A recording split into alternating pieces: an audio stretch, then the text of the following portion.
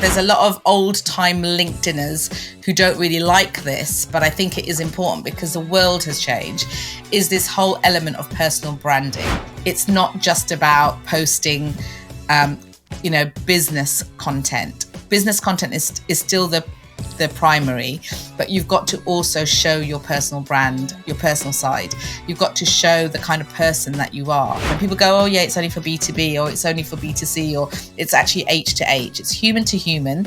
So people want to build relationships on that platform.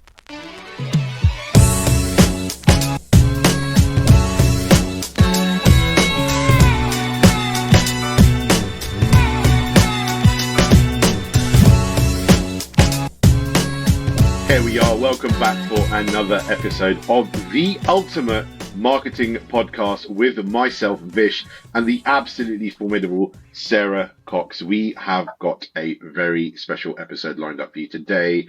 We have got a very special guest who's joining us for our podcast today. Now, I don't have the soundboard, so I can't give them a round of applause or a drum roll, but we're gonna simulate. Is it gonna be hit? Is it drum roll?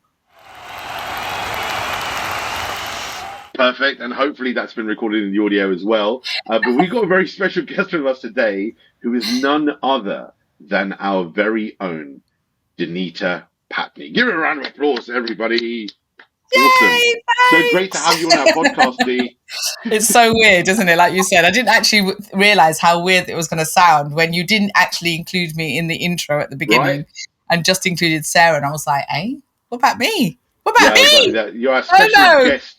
You're a special guest with the mostest, right? So Thanks. we're gonna be talking about you today, Dee. We're gonna be peeling back the layers on that onion that is called Dee and figuring out all the different facets to your brand and to what you actually do for your clients. Now, obviously, we know you as our LinkedIn queen, the LinkedIn expert, the LinkedIn lady, whatever you want to do. Yeah, go and just expand that out, right? But I think it's this is great because not only are we bringing on other special guests from our colleagues and our friend circle, professional circles that we're in, but this is a great way for people to kind of get to know what you're all about as well. So I think the first thing to do is jump straight into it and find out your backstory and how you got to where you are today at this pinnacle of your career, which is obviously the Ultimate Marketing Podcast. How do you happen to find us here today? Pinnacle of my career. Wow, gosh.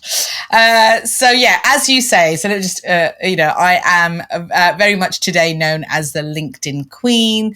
I'm a multi-award winning speaker, TEDx speaker, coach, mentor, trainer, all of that kind of stuff. And I also run the LinkedIn Lab, which is an agency that basically helps experts, entrepreneurs, business owners within service-based businesses, especially who have an audience on LinkedIn. So they know that their clients are sat there somewhere, their prospects are on LinkedIn. I help those people use LinkedIn, leverage that platform more effectively, because it really is a platform like no other, as in it's different from the Facebooks and the Instagrams and the TikToks of the world. So therefore needs to be used with a little bit of a different mindset, a different marketing mindset.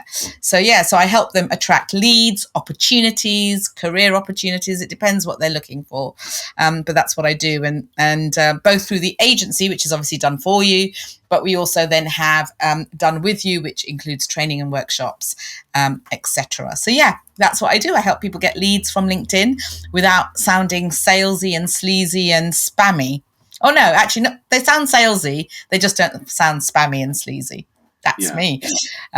That's really important to kind of distinguish between as well, right? But we're going to come and touch on that later. All I want to know is the backstory. Like, how did you become the LinkedIn queen? How did you don that crown and take that scepter in your hand and become the queen for LinkedIn?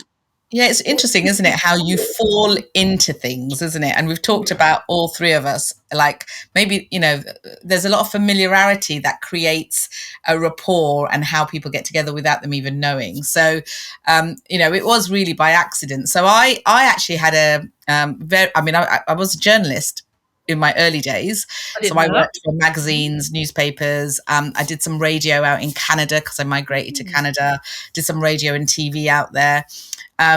but I just couldn't land myself a high flying job and be the next Davina McCall. So then I was like, okay, I need to make some money.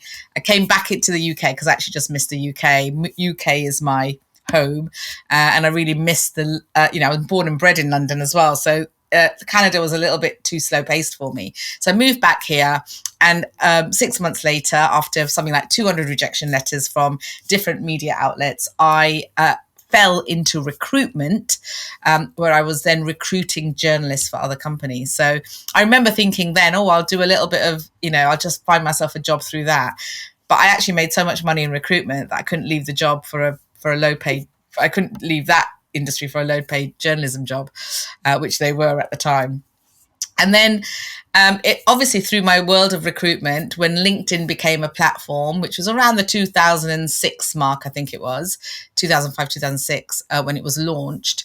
I think I joined it in 2007. And at that time, it was a very elite platform. You had to have people's email addresses if you wanted to connect with people. It was very much like you only connect with people that you know. And even today, the LinkedIn police prefer you to be that way. But obviously it's changed now. So yeah, so I was using LinkedIn, and then over the years it became a great platform for recruiters to, to really poach individuals, candidates, specifically for jobs. So it became a platform that was very much known for hiring or recruiting candidates. And when I started using it unintentionally, because obviously I didn't just wake up one morning and go, oh yeah, one day I want to be a LinkedIn trainer. Unintentionally, in my recruitment career, I was using it in a way where I was like, I don't just want to post jobs. Let me just talk, let me find out what's happening with my clients. Let me comment on their posts if they've won an award. Let me look at potential prospects that I could see either were hiring, or I could find the MDs of a particular company so I could get to the decision makers. So I was starting to just use it as a personal branding platform, especially being in recruitment, which is a very saturated market in London. So I thought, let me just use it differently. And so I used it as a content branding tool. And I started to get candidates coming to me. I started to pick up clients. So, that was all well and good. And that was fantastic. And then whilst I was still in recruitment, so I was in a full-time job, corporate career, like the two of you. I was, I then got into, thanks to my uncle, he took me to a 3-hour or half a day personal development event. I'd never known anything about personal development. I knew training, because obviously people used to train us at work, but I didn't know what personal development was. So I turned up at an event called Create the Life You Deserve by Andy Harrington, which many of us know. And then I never left the world of personal development, because through Andy, I was still working in a full-time job, but I was, I trained as an NLP practitioner, master practitioner, trainer. I then used that in my full-time job to train my teams, to train other people. My own results really increased. I started to, become top biller in everything that I was doing. So all of that was happening whilst I was in a full-time job. And and then when I left my job, I didn't know what to do. So still LinkedIn was still never a thing. It was never like, oh yeah, I know LinkedIn, let me teach people. I just did not think of it as a teaching tool. So then I started to train recruiters when I started my business in 2012, train recruiters on how they can be better at the job, how they can communicate better, all of those things. And then it was only, and I completely left the world of LinkedIn because I didn't think it was right for a entrepreneur, until someone pointed it out to me and said, hey, have you ever thought about, also continuing to promote your business? So I kind of changed my profile. I remember a company finding me, a recruitment company finding me on LinkedIn and telling me that, actually it was only because they delved into my profile and saw that I had done some training that they contacted me, because otherwise they would have just missed me. And that contract was worth 25k when I first started my business. So it made me realize that I needed to do something with my profile, update it. So I started to make changes. And then I thought, right, I really need to learn this for my own business. So I started to learn about LinkedIn marketing, how best to use it for lead generation as opposed to finding a job. And yeah, just started self-learned and as well as learned from experts, and then realized that there were a lot of people in the entrepreneurial world that I was now in who also wanted some help on LinkedIn. And that's how kind of happened sort of around 2017 was when I first kind of held my first ever LinkedIn workshop. Wow. Yeah, 2016, 2017. So yeah, it wasn't until then that I thought, oh, there's a gap. I could do this. I can help people because I've done it myself. I've done it for myself, and now I can help others. So yeah. That was a very short story long. And who do you work with now? Because I mean, like, it's interesting actually. Just before you answer that question, it's interesting how we've all like started off in a corporate world and then found the thing that we're really passionate about, and we would do today. That's like a common theme across all of us, isn't it? But who do you? So if you had to like say to everyone listening who you work with, so they're really clear, like who's your ideal client? Yeah. So the ideal client from a broader sense is the same client, as in they are entrepreneurs, business owners,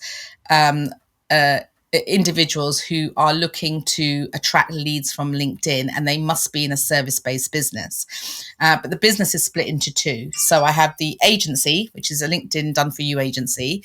And that really is for people who have no time, but they have the money. Because LinkedIn is a platform where you can't just, it's not just about putting an ad out and getting the leads in. Yes, you can run ads on LinkedIn, but LinkedIn ads aren't the best use of your money and energy and time. So because LinkedIn is very much a nurturing platform, you have to build relationships. You can't just sell on that platform. So they've got to build that know, like, and trust. And that's why it's great for building a personal brand. So the Done For You agency, we help you build your personal brand. So we'll do your profile makeovers for you. We'll then help you with your content, because a lot of content is king on LinkedIn. It's actually king, queen, and jack on LinkedIn. It's all of those things. And then it is about reaching out, connecting, and growing your network. We've all heard that phrase, haven't we? Like, your network is your net worth. So it is about growing it, and it is about making sure that you don't do it by just simply wanting to sell. So we help people who just don't have the time to do the content, or to, have the time to sit and actually find their own people, their ideal prospects on LinkedIn. So we do all of that for them. We also help people who want to run webinars, and we actually do LinkedIn events for them and all of those things. So that's the Done For You. And that's for people who are, again, still in service-based businesses. So if you are a product business, we can't help you, or we don't help you. If you are a business that is, mainly a business to consumer, not ideal. So really business to business. So that's for people who don't have the time, but know that their audience are on that platform, and want to be seen, be heard, and be authentically them. And then we've got the Done With You. And that's, again, for coaches, consultants, mainly speakers, trainers, who are very similar to you, Sarah. Actually, your audience, they are either, they know who their audience are. They know that their audience are on LinkedIn, but they just don't have the money to have somebody do it for them. So they want to learn it themselves. They want to be authentically, they want to get over the blocks that stop them from being visible. So we help them be visible. And that's kind of the two areas of our business. And then obviously there, from a training point of view, especially with the Done With You, I also help, there might be sales and marketing teams that want somebody to come in and just train their teams within organizations, because they have a B2B business and they need to use LinkedIn more effectively. So yeah, so those are that's how it's kind of split. But product based, a business to consumer direct, not ideal. So we don't help those businesses. Makes sense. Yeah, that makes perfect sense. And in terms of in terms of LinkedIn, what have you found? How have you found the platform's changed? Because it has changed, right? Where people would think they'd go online and just slap their CV on there. So now it's so much more advanced. Like I get notifications on LinkedIn, people posting stuff. Like, what have you found that the major shift has been on LinkedIn? Yeah. The major shift, and I think there's a lot of old time LinkedIners who don't really like this, but I think it is important because the world has changed, is this whole element of personal branding. And that's about, the massive shift, especially over the last 5 to 8 years, from the time that this podcast goes out. For the last decade, it's really shifted in that it's not just about posting, business content. Business content is still the primary, but you've got to also show your personal brand, your personal side. You've got to show the kind of person that you are, because the one thing that hasn't changed about LinkedIn, it is a human-centric platform. So human to human. People go, oh yeah, it's only for B2B, or it's only for B2C, or it's actually H to H. It's human to human. So people want to build relationships on that platform. Here's where I might be slightly different to other LinkedIn coaches and trainers, in that I remember in my recruitment days, we used to cold call companies, ask them if they wanted our service. And if they did, and they would give us a chance, we would still do the whole, here are the pains, here are the problems, all of that kind of stuff. But the relationship would be built based on us delivering a great service. So when people on LinkedIn say you shouldn't sell, I don't agree with that. I think that as business owners, we all have one commodity that we cannot get back, and that is time. So when people in my DMs, they start doing the whole, oh, so how's what are your plans for the next quarter? Now I know that they're trying to build this like conversation chatter with me, but I would rather them just say to me, hey, look, this is what we do. Is this of interest to you? Because I don't have time to have that conversation all the time. And also, I know why you're starting that conversation with me, because you want to at some point tell me that this is your service. Business people aren't stupid, right? Yeah. So the way I look at LinkedIn is you build relationships and your personal brand and know, like, and trust through content. You put really great value-driven content out there. You share insights. You share... you comment on other people's posts. You might even thank people in the DMs for posting commenting on your posts. So there is that little bit of nurturing. Yeah. But there is also the ability to kind of go, look, this is my network. Let me reach out to them and see if they need my services, or let me at least tell them what I do. So I think there's been a real shift in two ways. One is about, people putting more content out there, showing themselves up a little bit more, being more personable. And it's not just business. Whilst also relating what they do to business. It's all about value. You do put a lot of content out there on value. But the shift that I think people are scared of making is this shift of, it is still a business platform. It's a one platform where you can talk about business. So don't be afraid. Don't spam people. Don't sell to them the minute that you connect with them. But there are ways around selling on LinkedIn that still works well and doesn't involve the pretend, I just want to get to know you but not sell to you, because that's not true. So deal with it. It's not true. Yeah. So yes, you can build and nurture relationships, but you can also do it by telling people what you're an expert in, so they get to know you, and also pay an interest in them and find out if they're the right person for you. There's got to be that nurturing in there. That's my rant. I was going to say that there's a bit heavy for a podcast, but no, it makes sense. Like you can tell, right? And it's something you said.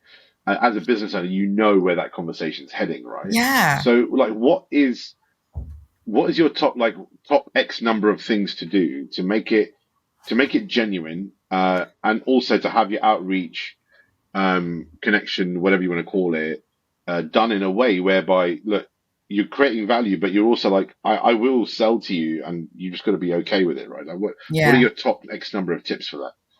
Well, I think first of all, what you need to do is, understand what the platform is around, right? Yeah. So, and then do the things beforehand, before you even start doing the DMs and all of that kind of stuff. So first of all, get your profile done. Get your profile done and written in a way that speaks to your ideal client. So don't let it be just a CV or the first time that you ever put your profile up there. Like, I get so many people going, oh my God, I haven't changed my profile since I first put it up.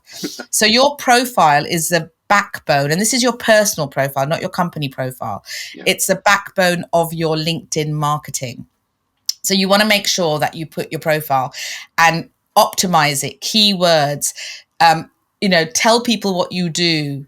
The work experience should not be, oh yeah, I'm a team player and I'm great with communication skills.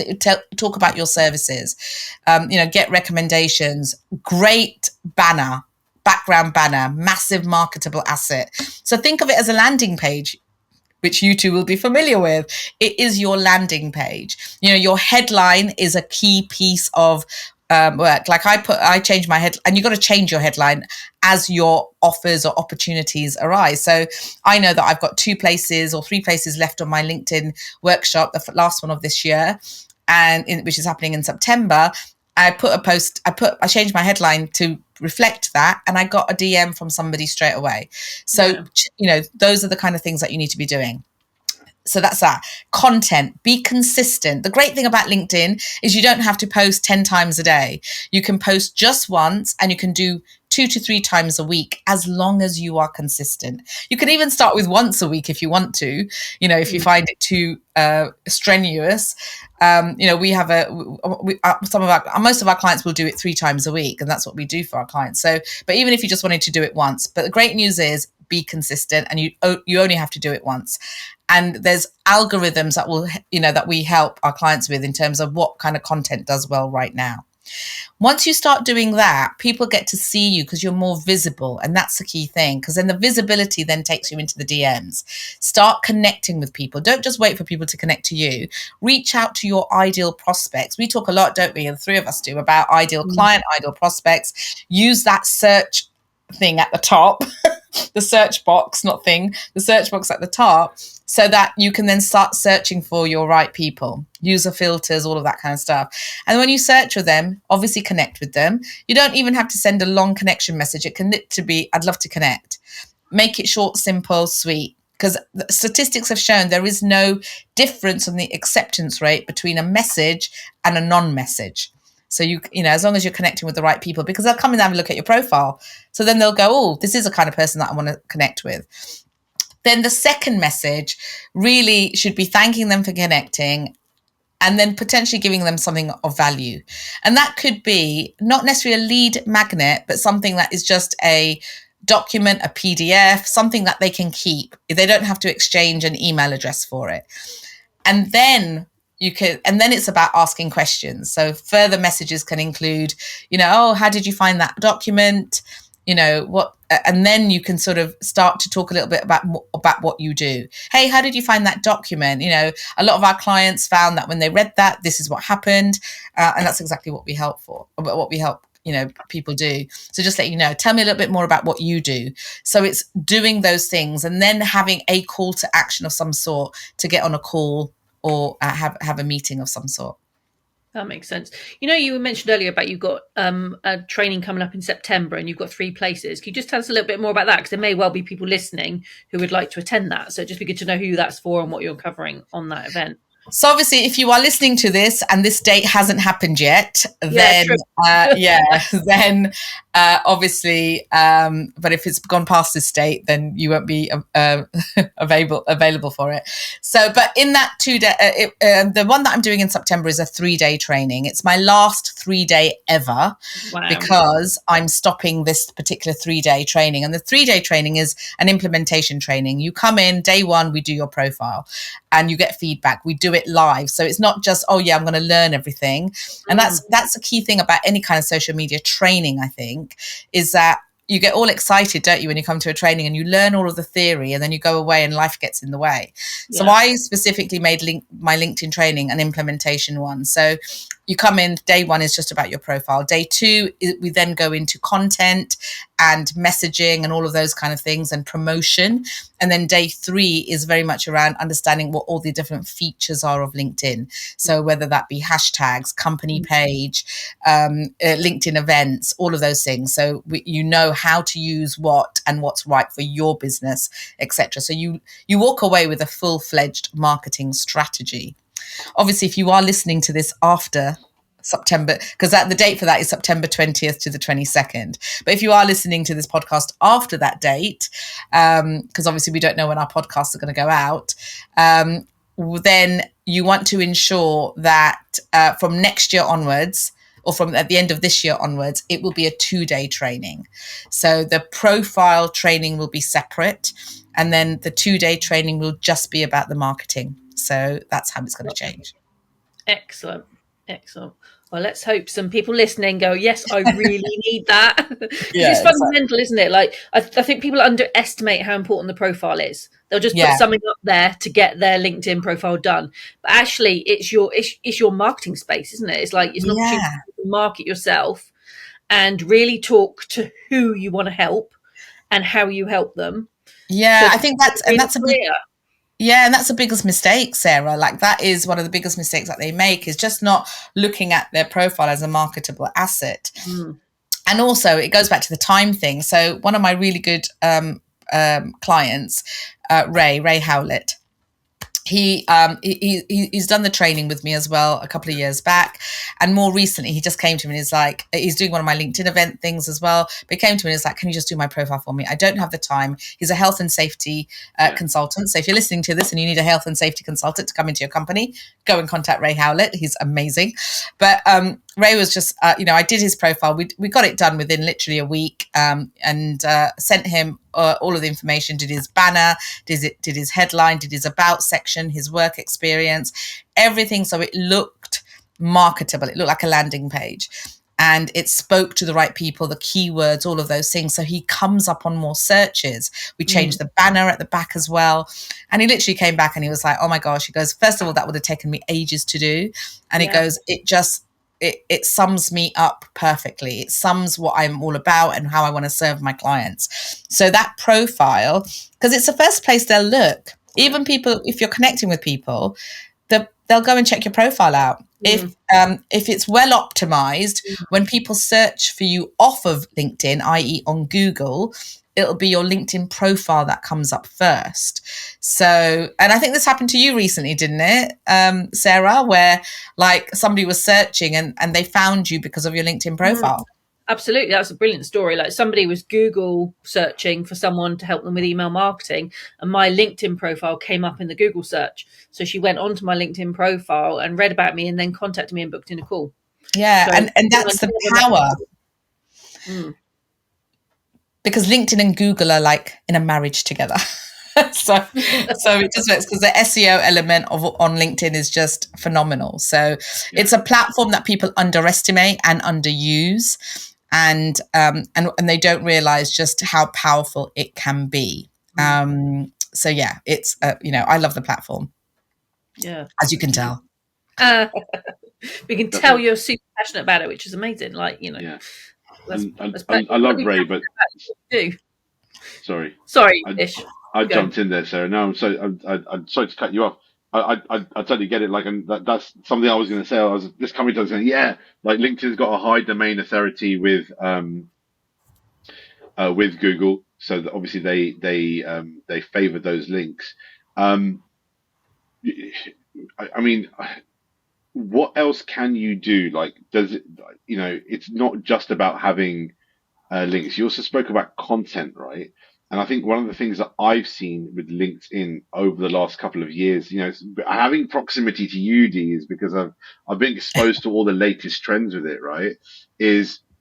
I know I'm asking the question obviously in a leading manner because I know where this is going, but like, how has video changed on LinkedIn? Like, people, not just lives, but also video content they put up. Like, how has that really changed? Like, what does the algorithm do? Like, how does it favor all that stuff? I mean, videos are still not the best performing on LinkedIn. However, they have come a long way. So obviously with the lives, they took a longer process. You can't go live direct on the platform. You have to use a streaming platform like Restream or StreamYard or something like that. Yeah. But lives are amazing. LinkedIn audio events, so their version of Clubhouse, that's still growing. So there's lots of ability to go live on the platform. The great thing about videos is it still is one of the most shareable pieces of content. So it's the one that people share the most on LinkedIn because it's easier. Videos that are really sort of a minute and a half, maximum 2.5 minutes work the best. Again, at the time of this episode recording, because like algorithms always change. And it's a great way to, for people to build trust, because I still think videos work. And also I don't really get into the whole, oh my God, this bit doesn't work on LinkedIn and this bit does, and these are the algorithms. I do what I believe will just get me visible. So I try not to get into the nitty gritty of every single thing that I can and cannot and shouldn't do, because done is better than perfect. So for me, I believe that, if you put video out there, and I try and put at least one video a week, it means that people get to see you. And, I'm a speaker, so why wouldn't I put a video out? I'm a trainer. People need to see what I'm like when I'm communicating. So I try and put a video out. And the way I compare the impressions or the views is that, if I get a third of the impressions on a video that I got on a static post, then that's still good for me, because I go, there are still people watching my video. And that's good enough, because, it's a time factor thing, isn't it? People might not have the time or whatever, and it's just easier for people to read something. So text posts do work better on LinkedIn than video, but I think video will still be something that continues to improve. And I think, and I hope that Microsoft, who own LinkedIn, will do more with videos, like give the ability to do stuff like we can do on TikTok and, Instagram. Like LinkedIn had stories for a long time.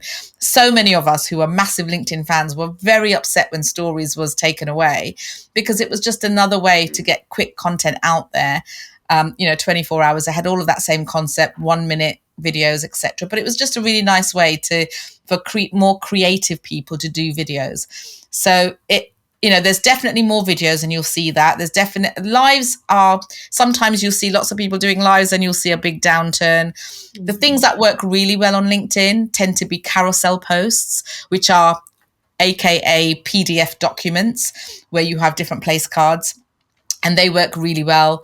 Obviously, text posts, with the right spacing, using emojis. On LinkedIn itself now, they've got an emoji little icon thing, so you can do emojis direct on there. You can also do scheduling now on LinkedIn direct, all that kind of stuff. So lots of things have changed. But yeah, videos, I think there's still room for improvement. That's really interesting. And what would you say is the number one mistake that you see your clients and people you work with making when it comes to LinkedIn? Top 1 or 2 things. I think the number one mistake is not working on your profile first. So when they don't work on their profile, what happens is, it doesn't matter how much great content you're putting out there. It doesn't matter how much, how many people you're connecting with, all that kind of stuff, because confused minds don't buy, right? So if they put seeing all this amazing content, and then they come to your profile and your profile isn't aligned with what you're talking about, then all of a sudden they go, they were just talking about this, but I can't see that on their profile, or their profile gives a different impression. So then they move away or they walk away.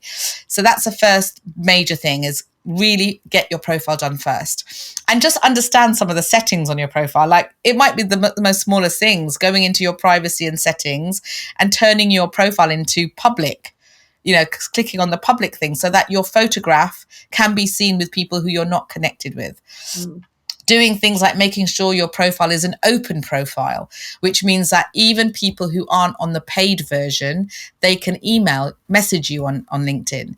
So there's little things like that which makes you more accessible. So I think it's important to do that. And so understanding that whole foundation, I think, is really key. And then the second biggest mistake is consistency. Like, a lot of people that come to me, they have so many blocks around, oh my God, this content isn't great enough. I was talking to somebody, I can't remember who it was, but yeah, the content isn't great enough. It isn't good enough. I need to, make it better. Or, I'll do a video next week, and then that next week never happens. So it's just consistency. And it's that whole thing, isn't it? How long does it take us to build something? But it's with a click that it comes tumbling down. So make sure that the time that you take to build and be consistent, then that becomes second nature.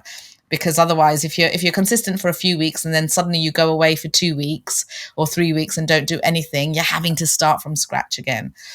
Because the algorithms, when they know that you're putting content out, they're going, ooh, we should have another piece of content coming out today from Dee or from Sarah. And it's waiting in the sidelines because they want to then push your content. I'm going to give you a third mistake that people make, and that's hashtags. Okay. They use hashtags like you would do on Instagram and Facebook. Maybe not Facebook, but Instagram. So on LinkedIn, 3 to 5 hashtags maximum. And also think about your hashtags, because often people go, "Oh, I know." So let's say I'm a LinkedIn trainer. So, a lot of people like me would put in LinkedIn trainer in the hashtag, but that's where all the LinkedIn trainers are sat. So they're the ones that are watching that content. Yeah. But actually, where are my audience? What hashtags are my audience following? So my audience might be following entrepreneurship. So I need to use the hashtag entrepreneurship so my content comes into their hashtag, the one that they're following. So think about what hashtags are your clients following, and then put that, and then obviously make your hashtags relevant to the content that you've created. Perfect. So yeah. Oh my God, I could talk about this for ages, as you guys know. I know, we could listen for hours. Yeah, absolutely. It's really interesting because it's such an intricate platform, and it's something that you can actually get some really good connections with. Obviously the big mistakes, but one nugget, like if you were to share one piece of golden information about LinkedIn, something to do and a piece of advice, what would it be? So my one piece of advice right now, and it's something that people don't use enough, especially if you are in a field where you run webinars, for example, or virtual presentations, is understand how to use LinkedIn events. We have a process, so we have a done for you service. And what it does, this is the most amazing thing, especially given the three of us and what our backgrounds are. So what it actually does, what we do is through our process of promoting your webinar, let's say a webinar, to your LinkedIn ideal clients. So we figure out who your ideal clients are, and then we have a campaign across 4 weeks where we promote your event. What that ends up doing is, first of all, it ends up growing your LinkedIn connections because we reach out to new people. So always be reaching out to new people. Second of all, it also helps you to build your email list, because when we run a LinkedIn event, we capture their email addresses. So now everyone who's registered, so you might have 200 people registered to your webinar using LinkedIn events. Now you've got all 200 of them in your email list. Now we already know that the show up rate for webinars is anywhere between 10 and 30%. Mm-hmm. So it means that the other 70 to 90% who don't show up for your webinar because life has got in the way, you've now got them in your email list. So not only are we promoting a webinar where they get to know, like, and trust you and spend some time with you and potentially get to buy into your product. So you get a potential lead from that point of view, but we also grow your list and we grow your connections. Perfect. And it's all about how you use the feature LinkedIn events. And so many people are using it wrong.